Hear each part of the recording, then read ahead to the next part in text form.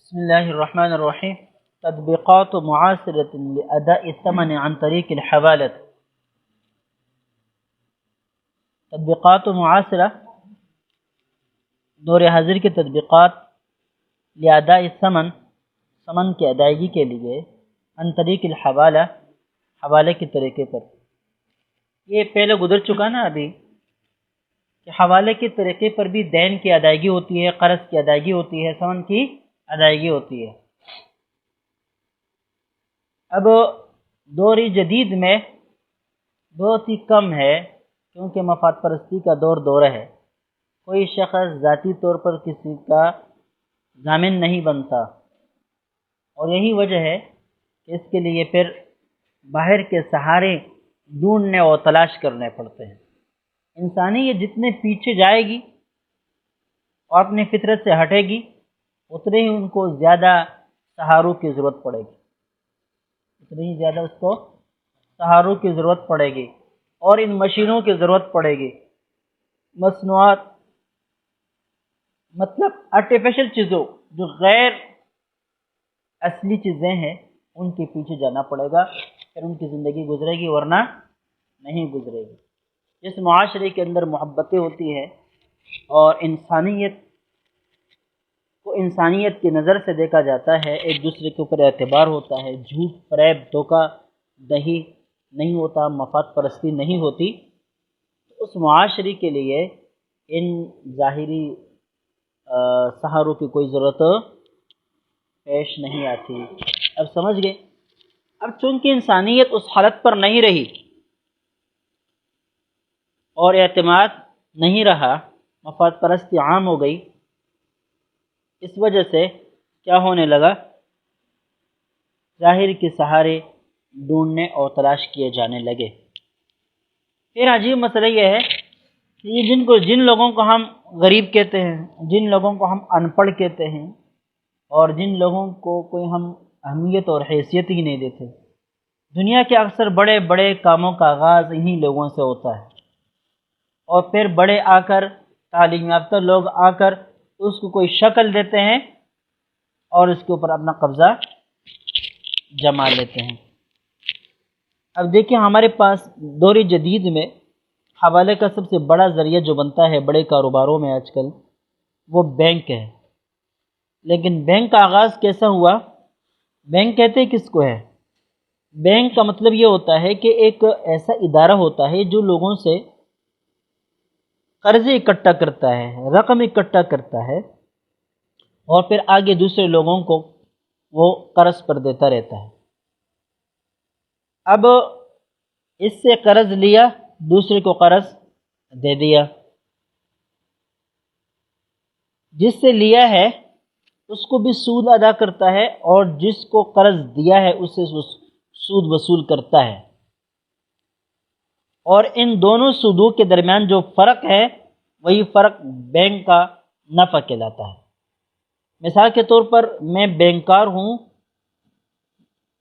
میں نے آپ سے 1,00,000 روپے رکھ دیے اپنے بینک کے اندر، اور میں نے آپ سے طے کیا کہ آپ کو ماہانہ 500 روپے نفع ملتا رہے گا، سود ملتا رہے گا. وہی 1,00,000 روپے میں نے آگے کسی کمپنی کو دیے، کسی بھی دوسرے شخص کو دیے جو بڑا کاروباری ہے، اس کو میں نے 1,00,000 روپے دیے اور اس کے ساتھ طے کیا کہ آپ مجھے ماہانہ اس کا 800 روپے یا 1,000 روپے نفع دیں گے.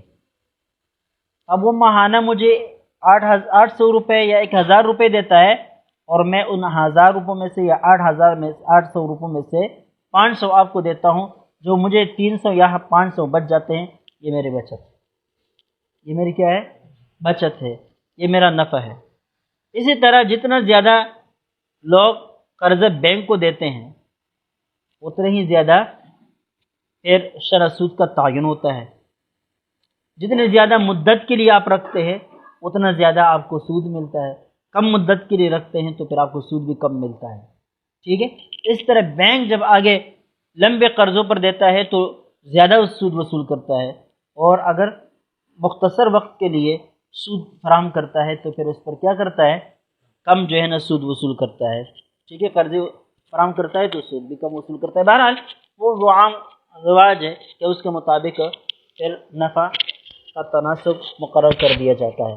بہرحال بینک کا ذاتی طور پر آج کل کے مالیاتی نظاموں میں یہی صورتحال ہے۔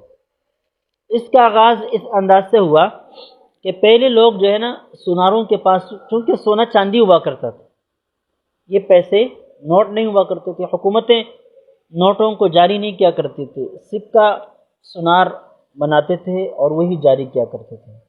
اب اس سونا کو ہاتھ میں جیب میں رکھ کے گھومنا پھرنا بھی لوگوں کے لیے مشکل ہوا کرتا تھا، تو اب لوگوں نے سوناروں سے ایک رسید حاصل کرنا شروع کر دیا کہ فلاں سونار کے پاس میرا اتنا سونا ہے، ٹھیک ہے، اور وہ سونار اس رسید جاری بھی کیا کرتا تھا۔ اب لوگ کیا کرتے تھے، بس وہ اس کے پاس رسید ہوتا تھا، جب بھی اس کی ضرورت ہوتی تھی وہ جا کے سونار سے اپنا سونا لے لیتا تھا، وہ رسید دکھا کر۔ اب سمجھ گئے؟ اب بعد میں باقاعدہ ان رسیدوں کے ذریعے سے کاروبار ہونے لگا، کوئی سونار کے پاس جاتا نہیں تھا، میرے پاس سونے کی رسید ہے میرے پاس، اور میں آپ کے پاس آ گیا، آپ سے کوئی چیز خریدنا چاہ رہا ہوں، بجائے اس کے کہ میں سونار کے پاس جاؤں، یہ رسید اس کو دکھاؤں اور اس سے کیا لے لوں، سونا لا کر آپ کو دے دوں، ایسا کرتا تھا کہ بھئی وہی رسید آپ کو دکھا دیتا، بھئی یہ میری رسید ہے، فلاں سونار کے پاس میرے اتنا سونا پڑا ہوا ہے، یا اتنے دراہم پڑے ہوئے ہیں، یا اتنے دینار پڑے ہوئے ہیں، وغیرہ وغیرہ، ٹھیک ہے، یہ اس کی رسید ہے۔ آپ کہہ رہے تھے بھئی یہ رسید مجھے دے دو، چلو میں اس سے وصول کر لوں گا اپنے لیے۔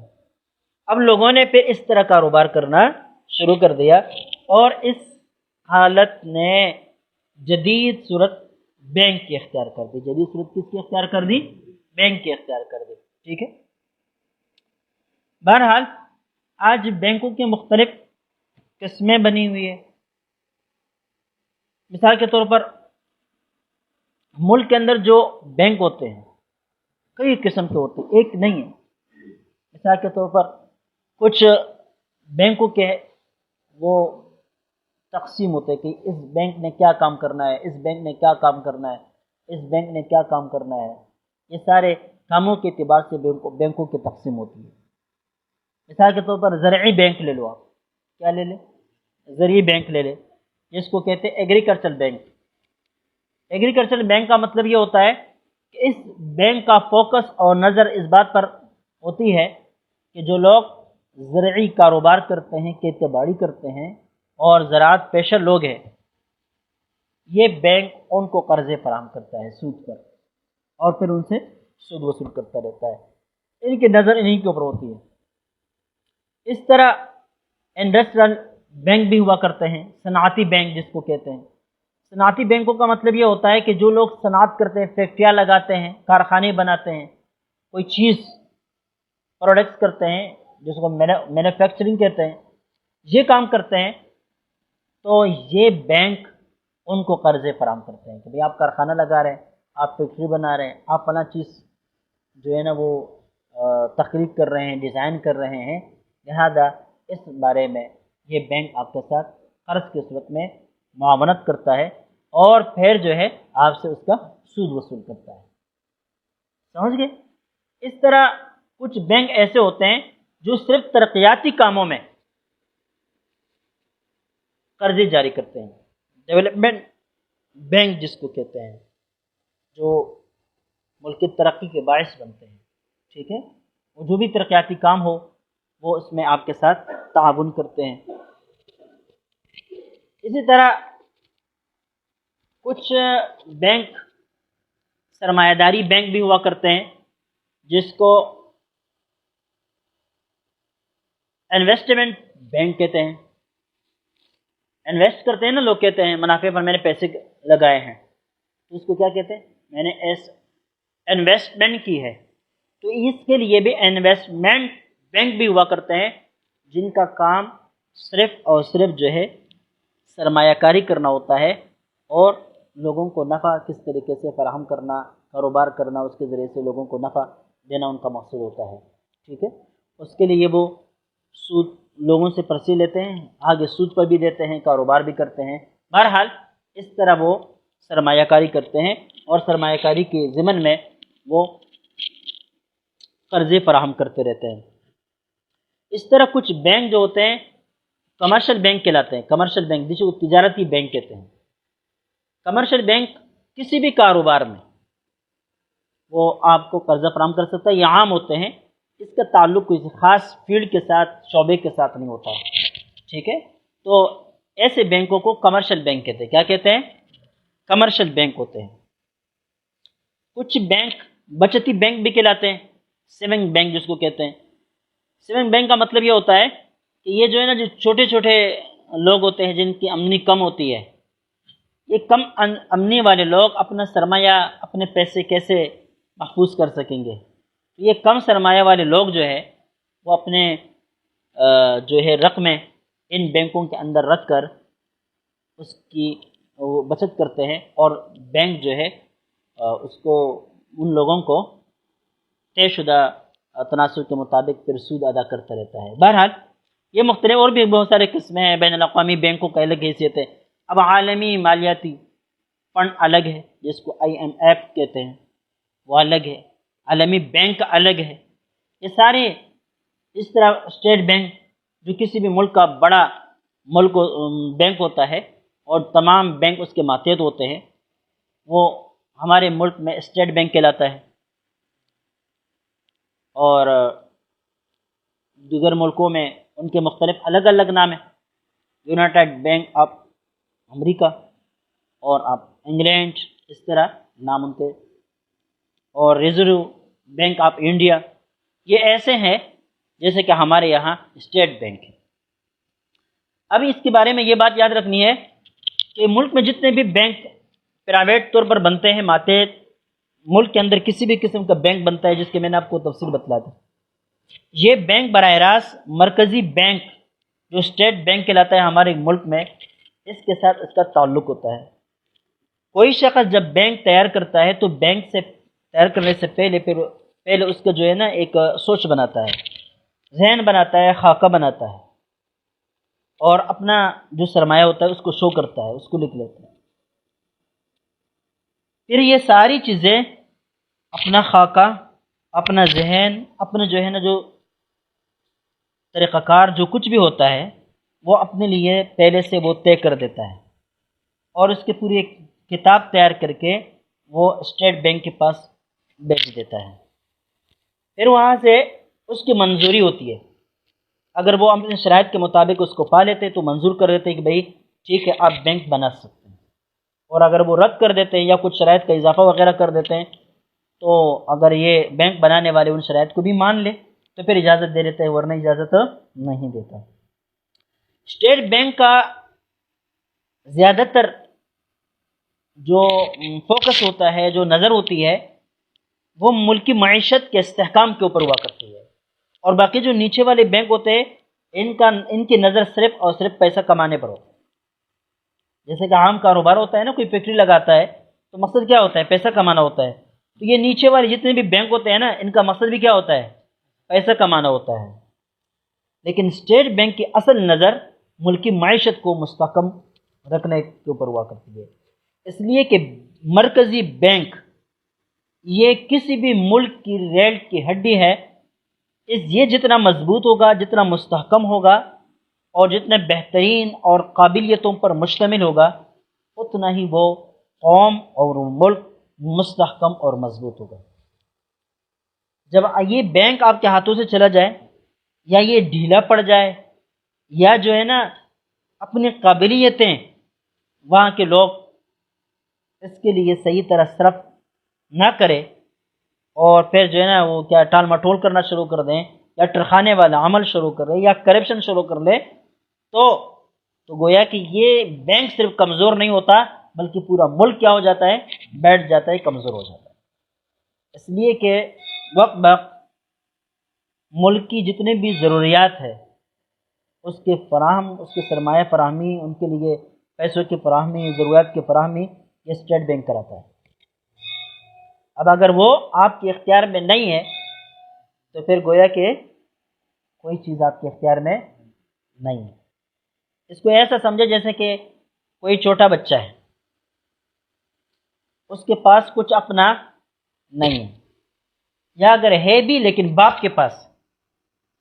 اب بچہ کہتا ہے میں فلاں چیز خریدتا ہوں، فلاں چیز خریدتا ہوں، فلاں چیز خریدتا ہوں، لیکن باپ اس کو پیسہ نہیں دیتا، تو وہ کچھ خرید سکے گا؟ نہیں خرید سکے۔ اس طرح اگر اسٹیٹ بینک کے اختیارات آپ کے ہاتھوں میں نہیں ہیں تو آپ یہاں سے وہاں تک روڈ بنانا چاہتے ہیں، نہیں بنا سکے۔ وہ اجازت دے گا، خرچہ دے گا تو بنا سکو گے، نہیں دے گا تو نہیں بنا سکو گے۔ تو گویا کہ آپ اسٹیٹ بینک کو اپنے ہاتھوں سے نکالنا اور اس کو دوسرے کے ہاتھوں میں دینا، یہ ایسا ہے جیسے کہ آپ نے اپنا سرمایہ، بچے نے اپنا سرمایہ اپنے باپ کے پاس رکھ دیا، اب جو ہے نا جب تک وہ دے گا نہیں تب تک آپ کچھ نہیں کر سکیں گے۔ اب سمجھ گئے؟ تو اسٹیٹ بینک ہمارے ملک میں اسٹیٹ بینک کہلاتا ہے مرکزی دولت پاکستان، یہ ہمارے ملک کا مرکزی بینک ہے۔ تو اس طرح عالمی بینک ہے، وہ پوری دنیا کا بینک ہے، وہ پوری دنیا کو وہ قرض فراہم کرتا ہے جس جس قوم کو، جس جس ملک کو قرضے کی فراہمی کی ضرورت ہوتی ہے۔ اچھا، اس بارے میں یہ بات یاد رکھنی ہے کہ جو بھی بینک بنتا ہے نا، وہ اپنے ان لوگوں سے قرضے وصول کرتا ہے، جتنے بھی وہ قرضے وصول کرے ان تمام قرضوں کا ایک مخصوص حصہ مرکزی بینک کے پاس پڑا ہوتا ہے اور رکھوانا لازمی ہوتا ہے۔ مرکزی بینک اس پر، اس چھوٹے بینک کو خاص تناسب کے ساتھ پھر سود کی ادائیگی کرتا ہے۔ مثال کے طور پر آپ فرض کر لیں کہ مرکزی بینک کا آج کل کے اصول کے مطابق 40% وہ نیچے بینکوں سے اپنے پاس رکھواتا ہے۔ آپ بینک بناتے ہیں، آپ کے پاس جتنے بھی سرمایہ جمع ہے اس سرمایہ کو کا 40واں حصہ آپ مرکزی بینک کے ساتھ پاس رکھیں گے، اسٹیٹ بینک کے پاس رکھیں گے۔ اب مرکزی بینک کے پاس اپنا یہ سرمایہ آپ رکھیں گے، مرکزی بینک، اسٹیٹ بینک آپ کو اس پر سود ادا کرے گا، لیکن ساتھ ساتھ وہ اس سرمایہ کا محافظ بھی ہے۔ کیوں؟ اس لیے کہ آپ کو لوگوں نے قرض دیے، آپ کے پاس جو پیسے پڑا ہوا ہے چھوٹے بینک میں کس کا پڑا ہوا ہے؟ لوگوں کا پڑا ہوا ہے۔ اب ہو سکتا ہے آپ فراڈ کر لیں، بھاگ جائے، اب لوگوں کا سرمایہ ہڑپ ہو جائے گا نا۔ تو مرکزی بینک نے 40% اپنے پاس رکھ کر ان لوگوں کے قرضوں کو ایک قسم کا تحفظ فراہم کیا کہ بر وقت ضرورت وہ 40% قرضے اسٹیٹ بینک سے لے کر لوگوں کو ایک حد تک اس کی ادائیگی ہو سکے گی۔ پھر اسٹیٹ بینک اس پر جو سود ادا کرتا ہے 6%، 7%، 8%، 10% وغیرہ وغیرہ جو بھی طے ہو جائے اس اعتبار سے پھر وہ سود کی ادائیگی بھی کرتا ہے، اور وہ جو سود کی ادائیگی ہے وہ اس بینک کی ایک بچت اور منافع کی حیثیت رکھتا ہے۔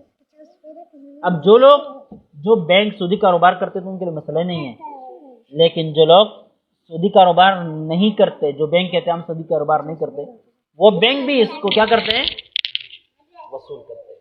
اب بات سمجھ میں نہیں؟ لہذا ان بینکوں کی جو بنیادی آمدنی ہے ان میں کیا ہے؟ سود موجود ہے۔ اب سمجھ گئے بھائی؟ پھر یہ شرط بھی ہوتی ہے کہ 5% جو قرضے ہیں لوگوں کے آپ کے پاس، اس کا 5واں حصہ آپ کیش کے طور پر اپنے پاس رکھیں گے، یعنی ان کو آپ کسی اور کو قرضے پر بھی نہیں دے سکتے، کسی کاروبار پر بھی نہیں لگا سکتے۔ 5% حصہ آپ کے پاس نقد کی صورت میں ہوگا۔ باقی جو ہے نا 30% جو ہے وہ آپ کسی کو بھی اپنے مرضی کے مطابق کاروبار کے لیے قرضے کے طور پر دے سکتے ہیں۔ 25% جو ہے وہ آپ سرکاری کسی ادارے کو قرض یا کاروبار کے لیے دیں گے۔ بہرحال یہ مختلف قسم کی شرطیں ہوتی ہے، ہر ملک کے اندر اسٹیٹ بینک کی طرف سے، مرکزی بینک کی طرف سے مختلف ہو سکتی ہے، سمجھے؟ لیکن ہمارے یہاں یہ نظام چل رہا ہے۔ اب بہرحال یہ بینک ہے۔ اب یہ بینک جب بنتا ہے یہ بالکل ایسا ہے جیسے کہ یہ مشترکہ کمپنیاں جو ہوتی ہیں نا، جوائنٹ کمپنیز جو ہوتی ہے، اسی طرح یہ بینک ہے۔ پہلے یہ جیسا کہ میں نے بتایا کہ پہلے اپنا خاکہ بناتے ہیں، نام رکھتے ہیں وغیرہ وغیرہ، یہ چیزیں تیار کرتے ہیں، اس کے بعد پھر مرکزی بینک سے اس کو جو ہے نا وہ کیا کر دیتے ہیں، رجسٹر کرا دیتے ہیں۔ جب وہاں سے اجازت ملتی ہے تو اب یہاں یہ لوگ آ کر عوام میں اپنا چرچا کر دیتے ہیں، تشہیر کر دیتے ہیں، اپنی شاخیں بناتے ہیں ادھر ادھر، تاکہ لوگوں کا ان کے اوپر اعتماد ہو جائے اور لوگ ان کے پاس اپنے پیسے جمع کرنا شروع کر دیتے ہیں۔ اب جو لوگ پیسے رکھتے ہیں، یہ پیسے کیا حیثیت رکھتے ہیں؟ ہمارے یہاں تو اس کو اردو میں تو اس کو امانت کہتے ہیں، کہ بینک میں میرا پیسہ پڑا ہوا ہے، مطلب بینک کے اوپر کے پاس یہ امانت ہے۔ اور عربی میں اس کو ودائع کہتے ہیں، کیا کہتے ہیں؟ ودائع کہتے ہیں، اور انگلش میں اس کو ڈپازٹ کہتے ہیں۔ یہ ڈپازٹ جو ہوتے ہیں، یہ لوگوں کے جو امانتیں بینک کے پاس ہوتی ہیں، وہی جو ہے ڈپازٹ کہلاتی ہے، یا ودائع یا امانتیں کہلاتی ہیں۔ اب اس کی مختلف قسمیں ہوتی ہیں۔ بعض لوگ ایسے ہوتے ہیں کہ بھائی پیسہ دے دیا، ان کا مقصد پیسے کمانا نہیں ہوتا، بلکہ صرف اور صرف اپنے پیسے کو محفوظ کرنا ہوتا ہے، کیونکہ آپ گھر کے اندر رکھیں گے چوری ہو جائے گی، یا کسی کے پاس رکھیں گے شاید ہو سکتا ہے کہ وہ دھوکہ کر دے، لہذا آپ نے جا کے بینک کے پاس اپنے پیسے رکھ دیے، کوئی منافع لینا آپ کا مقصد نہیں۔ تو چونکہ لوگوں میں اس قسم کے لوگ بھی پائے جاتے ہیں، اس لیے بینک نے اپنے ایک حصے کا نام، اپنا ایک حصہ ان جیسے لوگوں کے لیے مختص کیا، اور اس کو کہتے ہیں کرنٹ اکاؤنٹ۔ کیا کہتے ہیں؟ کرنٹ اکاؤنٹ، جس کو اردو میں جاری کھاتہ کہتے ہیں۔ کیا کہتے ہیں؟ اس کا مطلب یہ ہوتا ہے کہ اب جب بھی چاہے آپ اس سے اپنی مطلوبہ رقم وصول کر سکتے ہیں، بینک آپ کو روک نہیں سکتا، لیکن اس کرنٹ اکاؤنٹ پر آپ کو کوئی سود نہیں ملتا۔ سمجھ گئے؟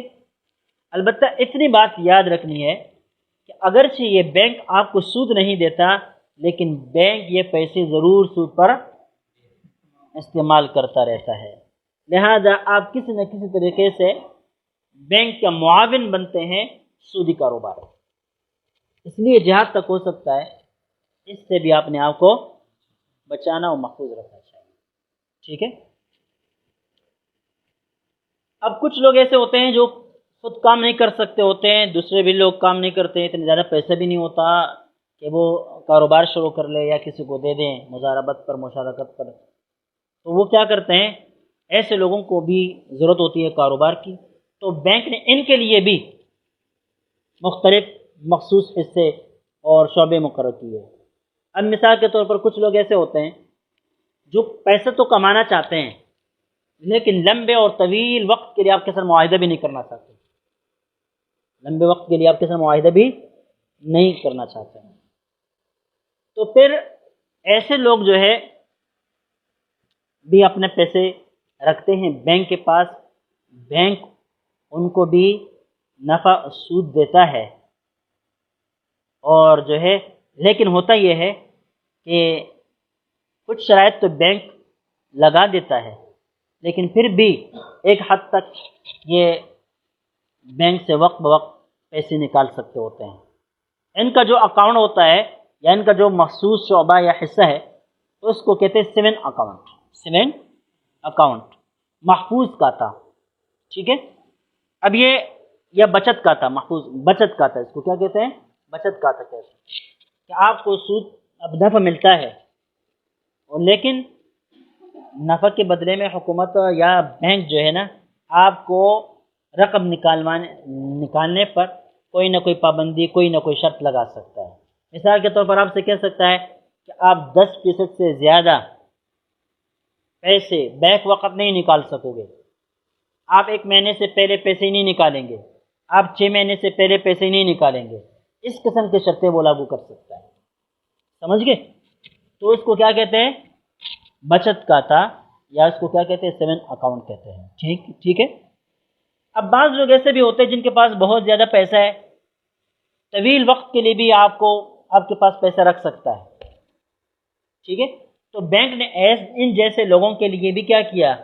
ایک حصہ بنایا ہے، اس میں بھی لوگ اپنے پیسے رکھ سکتے ہیں. اس کو کہتے ہیں فکس ڈپازٹ. فکس ڈپازٹ اس کا مطلب کیا ہوتا ہے کہ جس وقت آپ پیسے رکھ رہے ہوتے ہیں اس وقت سے یہ طے ہوتا ہے کہ بھئی آپ 3 سال تک پیسے واپس نہیں نکال سکو گے. ہمارا اور آپ کا معاہدہ 3 سال تک ہے. ہمارا اور آپ کا معاہدہ 1 سال تک وہ پہلے سے طے کر دیتے ہیں اور اس کا سود بھی پہلے سے طے ہوتا ہے. اب بات سمجھ میں نہیں آئی تو اس کو کہتے ہیں فکس ڈپازٹ. کیا کہتے ہیں؟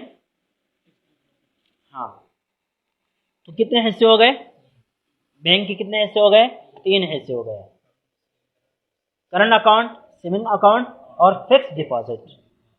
اچھا، اس کے علاوہ کچھ لوگوں کے پاس خاص قسم کی جو ہے نا وہ ہوتے یادگاریں ہوتی ہیں. کسی کو تحفہ ملا ہے ہار کی صورت میں، بالیوں کی صورت میں، انگوٹھی کی صورت میں یا کسی اور صورت میں، مہنگی چیز ہے. اب اس کی حفاظت کرنا گھر میں مشکل ہے. گھر میں اس کی حفاظت کرنا کیا ہے؟ مشکل ہے. لیکن بینک کو تو پیسوں کی ضرورت ہے بھائی. آپ کے سونے کی کیا ضرورت ہے؟ اگر سونا آپ دیں گے تو وہ کیا ہے؟ پیسوں سے بدلیں گے نا، وہ تو کاروبار کرتا ہے. اب اگر آپ یہ بھی چاہتے ہیں کہ بھائی آپ کا یہ سرمایہ، آپ کی یہ سونا چاندی محفوظ بھی ہو جائے یا یہ آپ کی جو نشانی ہے، یادگار ہے، یہ محفوظ بھی ہو جائے، تو اور آپ بینک کے پاس لے کر جاتے ہیں تو بینک نے ان جیسے لوگوں کے لیے بھی الگ ایک شعبہ بنایا ہے جس کو لاکرز کہتے ہیں. کیا کہتے ہیں؟ لاکرز کہتے ہیں. لاکرز تجوری. وہ کیا ہوتا ہے کہ بینک میں ایک خاص جگہ منتخب کی جاتی ہے جس میں چھوٹے چھوٹے باکس بنے ہوئے ہوتے ہیں، مضبوط قسم کے صندوق جیسے، جس میں لوگوں کی امانتیں اسی شکل میں، جس شکل میں آپ دے دیتے ہیں، پڑی ہوتی ہے.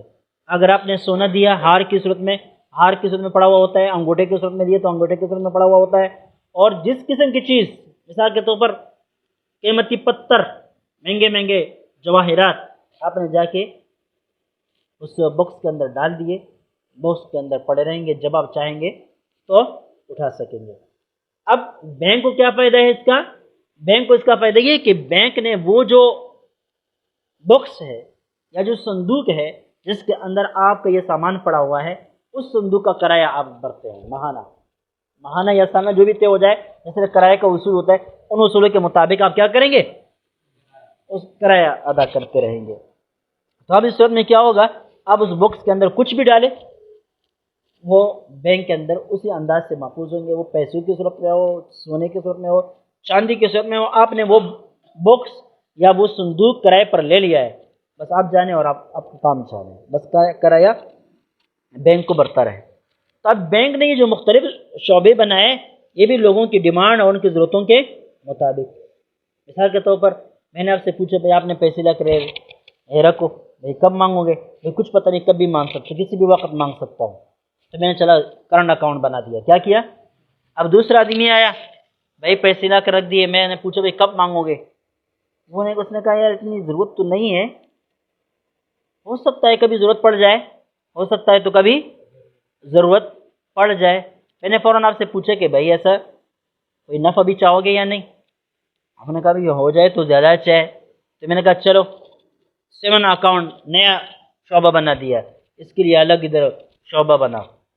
اب سمجھ گئے؟ تیسرا آدمی آیا، تیسرے آدمی نے کہا بھائی میرے پاس پیسے ہے، ایسا ایسا ہے. میں نے کہا بھائی کب تک مانگوں گے؟ مجھے تو ضرورت ہی نہیں ہے، مجھے تو ضرورت ہی نہیں ہے، گزارا چل رہا ہے میرا. میں نے کہا چلو اگر آپ کو ضرورت نہیں ہے تو ہم آپ کو ٹائم بتاتے ہیں، وہ یہ کہ ہم ہمارا اپنا سرمایہ ہمارے پاس رکھے، پیسے ہمیں دے دیں، ہم 3 سالوں تک آپ کا سرمایہ ہمارے پاس رہے گا. ٹھیک ہے؟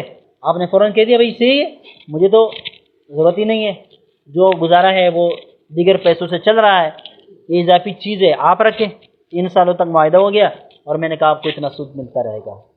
اب سمجھ گئے؟ تو ایسے لوگ جب بھی سامنے آ گئے تو ان کے لیے پھر تیسرا شعبہ کھول دیا فکس ڈپازٹ کا. چوتھا، وہ اس قسم کے لوگ جن کے پاس یہ سرمایہ ہے، ان کی حفاظت کی ضرورت ہے، تو بینک نے ان کی ضرورت کو پورا کرنے کے لیے یہ بنا دیا. اب سمجھ گئے بھائی کتنی صورتیں ہو گئی؟ 4 چیزیں ہو گئی. یہ شعبے ہیں مختلف بینکوں کے، ہر بینک کے اندر یہ شعبے ہوتے ہیں.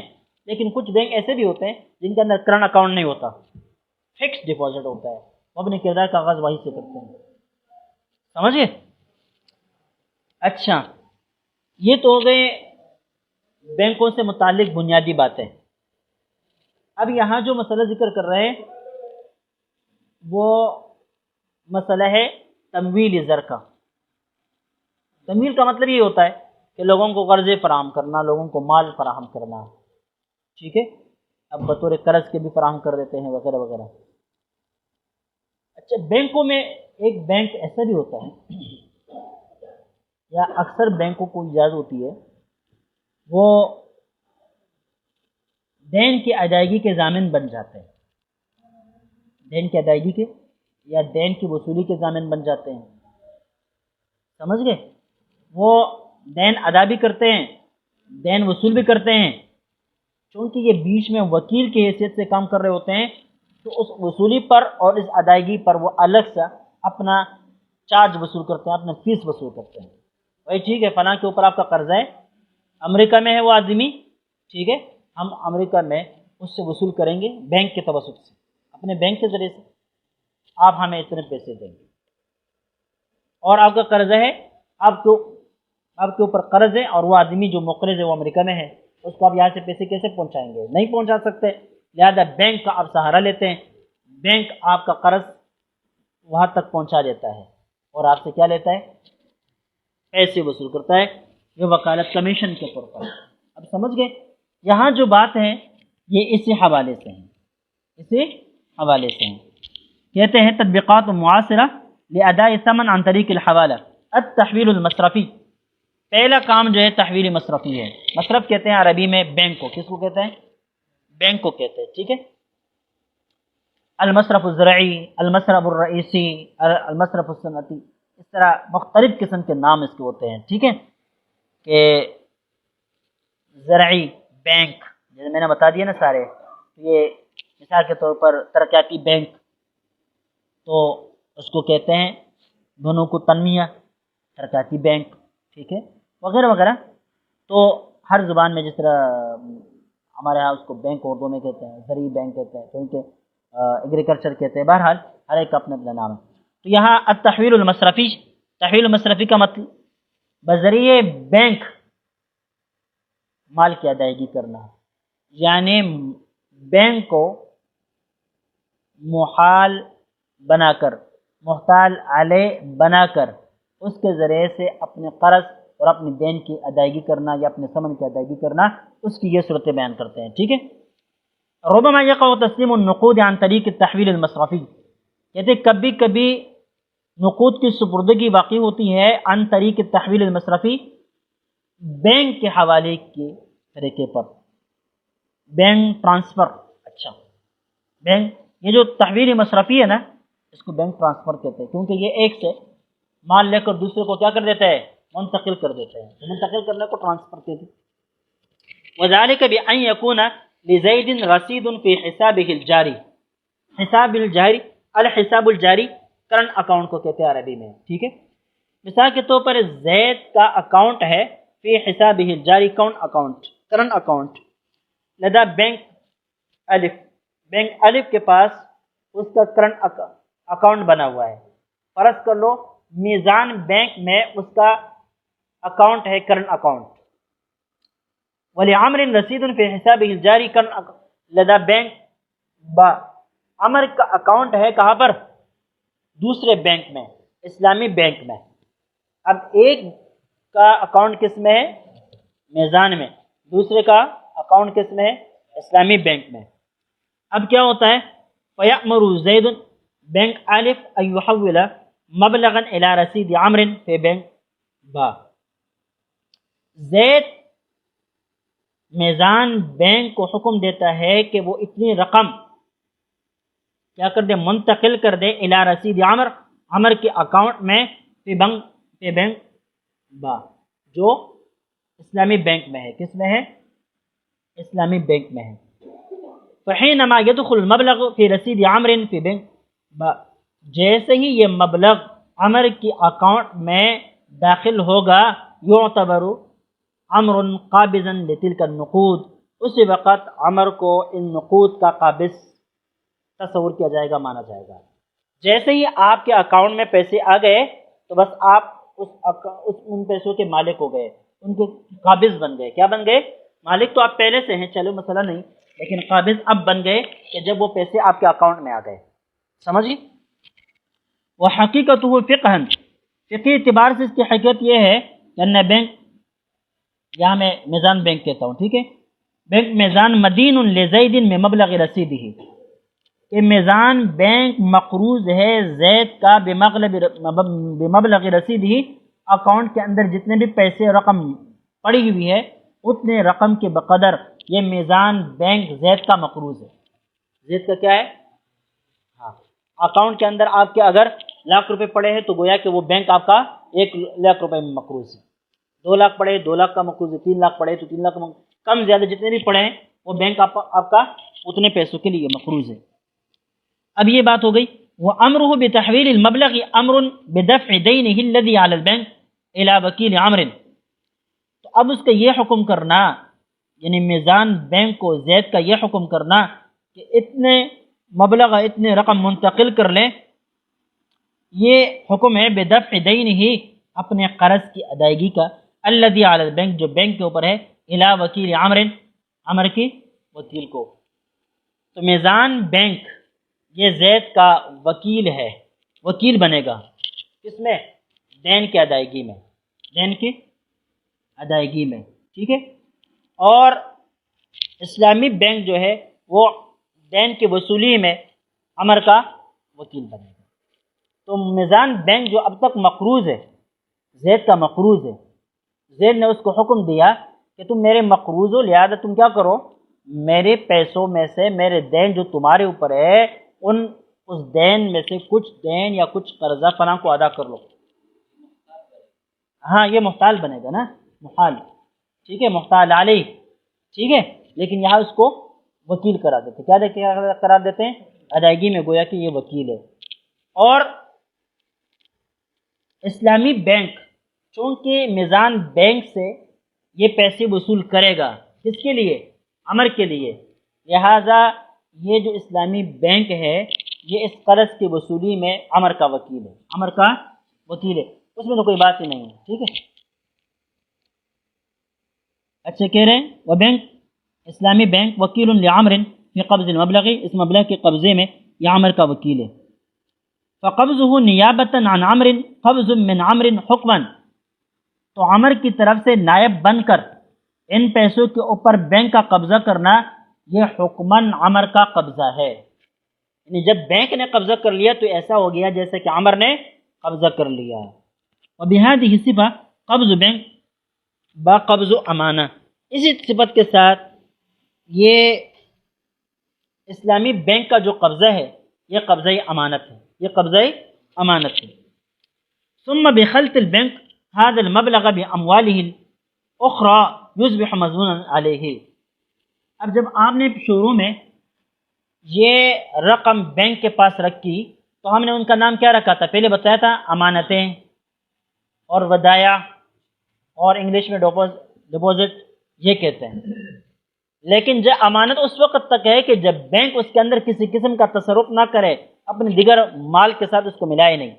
جیسے بینک اس کو اپنے دیگر مال کے ساتھ ملائے گا تو یہ رقم اس کے اوپر مضمون بنے گی، اب یہ اس کے پاس امانت نہیں بلکہ بطور قرض کے رہ جائے گا۔ اب سمجھ گئے؟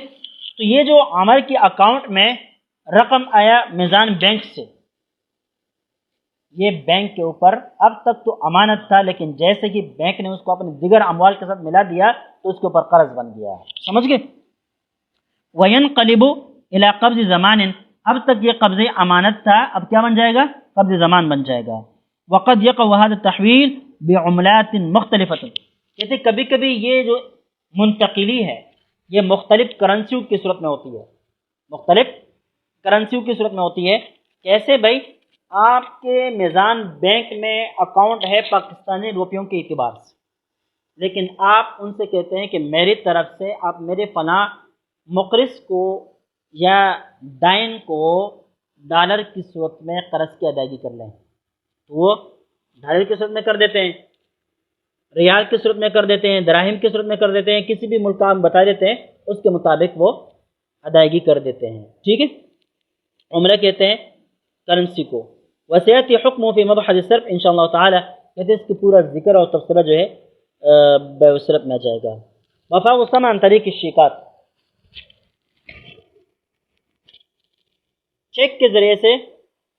بس ہے چوک کافی ہے. چلے